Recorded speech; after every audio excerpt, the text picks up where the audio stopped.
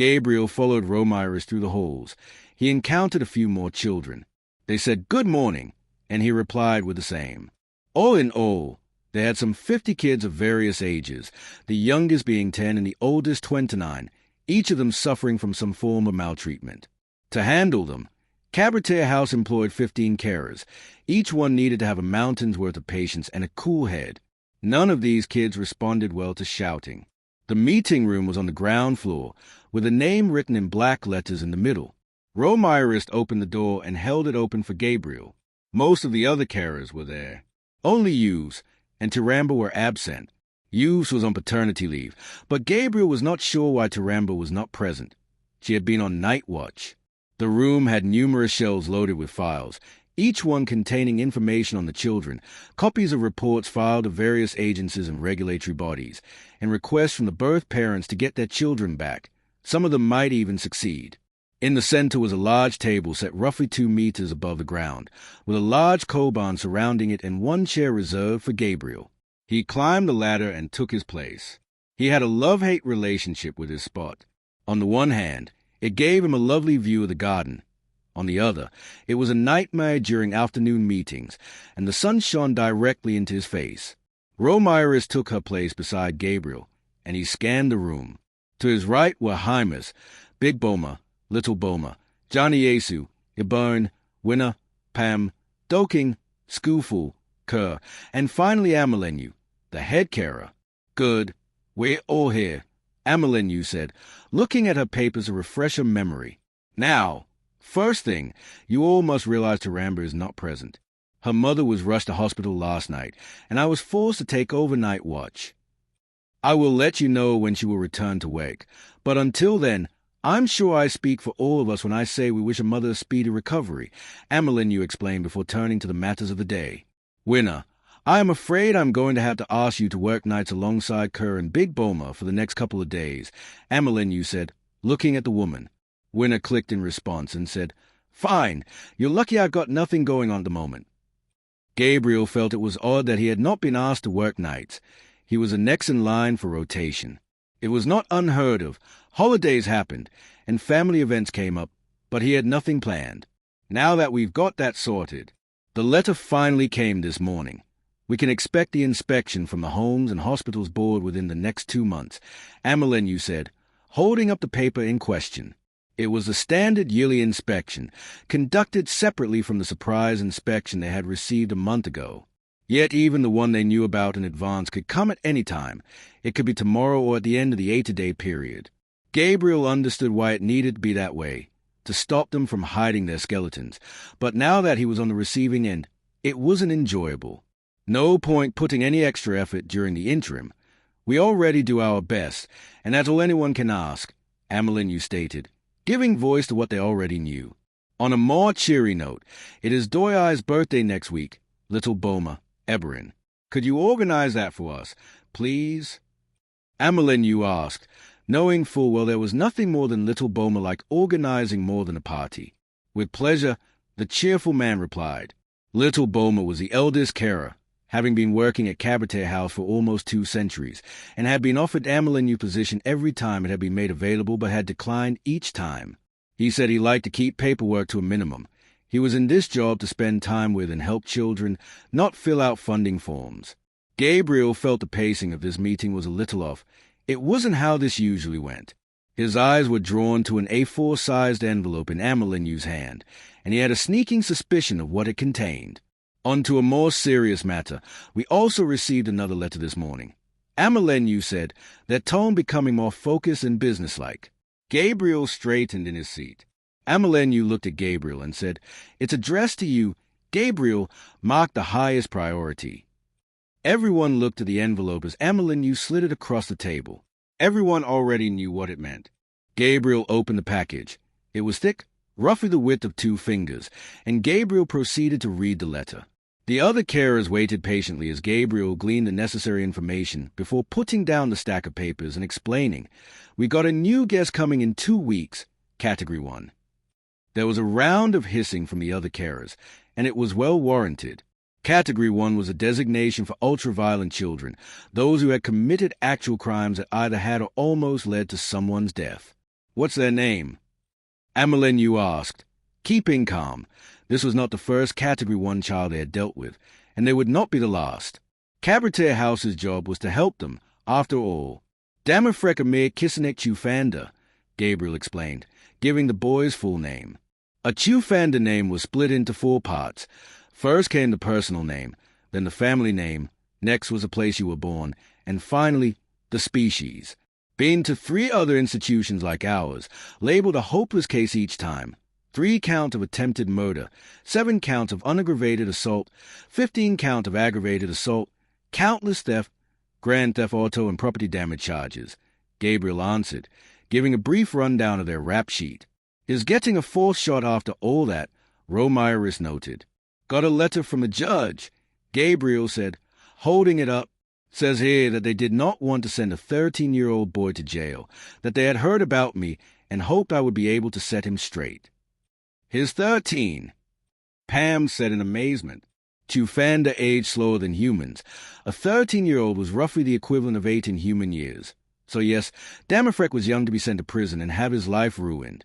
Gabriel was not surprised that he had been selected, though he was surprised to have been explicitly selected. He wondered if the judge had seen his little fight several years ago, though he supposed it would have been more surprising if they had not seen it. It had gone viral. He had trained to deal with the most violent cases. His biology gave him an advantage, making it much harder for him to be injured and, therefore, much more challenging to be threatened. His last dedicated high-risk child had almost been a woman when she had arrived. Her name was Omisic, and her thing had been arson, large-scale arson, burning down a factory arson. She was currently living in a halfway house and training to be a firefighter.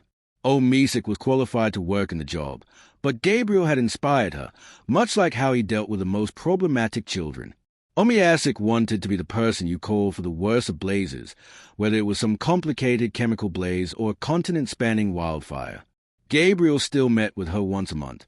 She was doing well, halfway to getting her degree. It was essential to a person like that they did not feel abandoned. When can we expect them? Asked Scoofle. 13th of month, the 8th solar period. Gabriel explained using local times and dating. Translated into English, it would be roughly the 13th to the 16th of April, May, at 9 o'clock, roughly. We'll have to tell the kids at some point and teach them the proper procedure. The earlier, the better, stated Amelenyu. And I need to prepare myself for not seeing my family for at least 2 weeks, Gabriel stated. The house had a small section for Gabriel to remove his suit, but it was cramped, and he was not too keen on it. Not that it mattered. It was a requirement of the job. We need to have a plan in place to separate them. The report summary says that Damifrec has a short fuse, Gabriel added, picking up the paper again to make sure he was correct. Short fuse was not a typical Tufanda expression, or, at the very least, not in Tusrishin. Gabriel could not say about the other parts of the planet. We can work on a thorough analysis while the kids are at school. We've got 50 ibis until the bus arrives, Gabriel stated, putting Damifrec's report to one side. The rest of the meeting was concerned with mundane affairs, meal plans, weekend activities, and the children's behavior and progress at school. 30 ibis left. I'm going to go drag Yemen off his rack. Lazy bunnish, Gabriel said, climbing down from his chair as the rest of his colleagues also left to deal with other children. Gabriel climbed 5 flights of stairs to get to Yemen's room, something he was used to by now. Once he planted his feet on firm ground, his breathing was only marginally heavier than average. One thing about living on Yersu without any wings is that you got all your daily steps in. Gabriel banged on the boy's door. Yamin, you awake yet? He shouted and received no response. Opening the door, Gabriel marched over to the curtains and tore them open. Rise and shine, you lazy little grub, Gabriel said as Yamin hissed and buzzed in displeasure. Don't you give me any of that? You had an hour to get up, and you chose to sleep in on a school day. I didn't go to bed until nearly midnight, Yamin complained as Gabriel grabbed the boy by the waist and pulled him from his sleeping rack. He tried to resist, but Gabriel's grip was too firm and his body too groggy. And whose fault is that, and what kind of Tufanda sleeps as heavily as you anyway? Seriously, if I didn't know what you looked like, I would swear you were a human teenager, Gabriel said, taking Yamin's uniform out of the chest of drawers and placing them on his desk. Get changed. Now. Gabriel ordered, and Yemen reluctantly complied. "What's for breakfast?" Yemen asked as he pulled on his uniform. It was a sleek, smart piece of clothing. Understandably, it had no back to accommodate his wings. "A glass of juice and cold Yumi nuggets," Gabriel told him as Yemen pulled on his trousers, and the human pointed at the door, telling him to leave. "That's it," Yemen protested indignantly. "You want a proper breakfast. Wake up at a reasonable hour," Gabriel retorted. Yemen grumbled but said no more. Yemen, for all his sloth, was not a bad kid. He was actually one of the least disturbed and one of the easiest to work with. He was also intelligent and understood that fighting the carers would not help in the slightest, and he had practically thrown himself at the program. Therefore, Gabriel could afford to be a little more lax with the lad, a little more himself. Gabriel waited at the gate as the children assembled, each one carrying an over-the-shoulder bag. Inside were their textbooks and school supplies, all provided for them by the state. A few had spent their pocket money on custom items, like Hymak's bag with a picture of the Singakini Shah on it.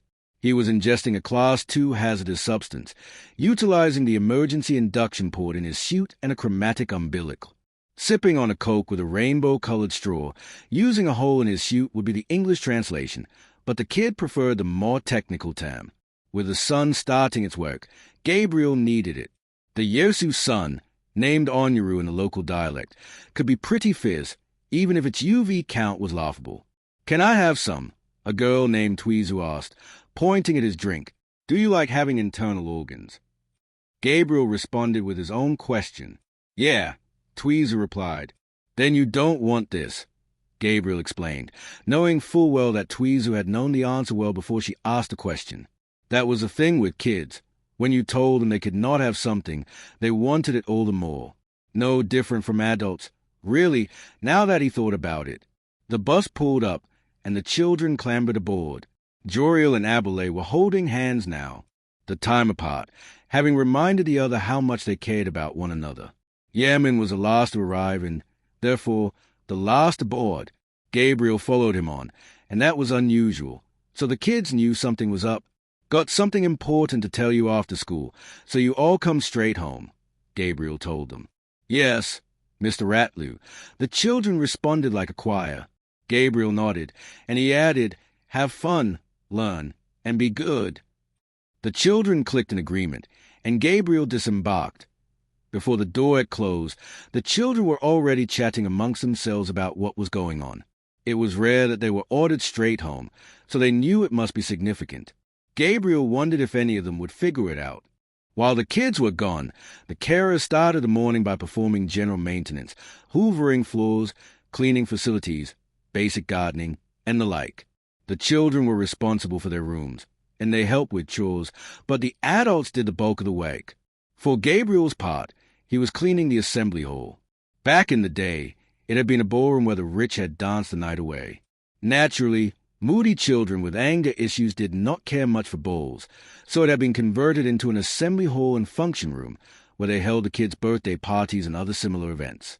It was designed much the same as one on Earth, but there were vertical considerations, 5 raised platforms to allow Tufanda to stay off the ground. A series of large glass windows allowed a flood of natural light into the space, and it was, all in all, rather pleasant. Gabriel was also in charge of preparing the space for when the children came back. He heard the door open behind him. As he wiped down one of the massive panes of glass, there was a squeaking sound, which was notable as Tufanda did not wear thick rubberized shoes. Such heavy footwear would interfere with their zygodactyl toes and make landing on vertical surfaces challenging. "Hello, Big Boma," Gabriel said without turning around. "You have no idea how creepy that is," Big Boma said as he approached the human. "It's like you've got magic powers." "No, just descent is. Even better since coming here. Needed the modification to make out the local language," Gabriel replied. Big Bowman knew all this already, but Gabriel liked to say it out loud. His hearing range was far greater than a baseline human, and it made him feel as if he had superpowers. He finally turned to look at Big Bowman and asked, what do I owe the pleasure?" "I'm done in the garden. Decided to help you clean," Big Boma replied, picking up a long-handled soft bristle brush and wiping down the window. "Cheers," Gabriel said in English, with a smile no one could see. "I love that word," Big Boma said, repeating it, though he struggled to make the CH sound. It was something his syrinx was not designed for, though he had been practicing and had gotten reasonably good at it over the years. They worked in silence for a few minutes. When Big Boma entered, Gabriel had already finished 3/4 of a job, so they would not be here long. Gabriel moistened his brush and raised it once again. "I wished I could do that," Big Boma said. "You are doing it," Gabriel pointed out, shaking his head. "No, I mean raise the whole thing up with just one hand," Big Boma clarified. "I used 2 hands," Gabriel noted, confused. "Yes, but I've seen you do it with one," Big Boma explained.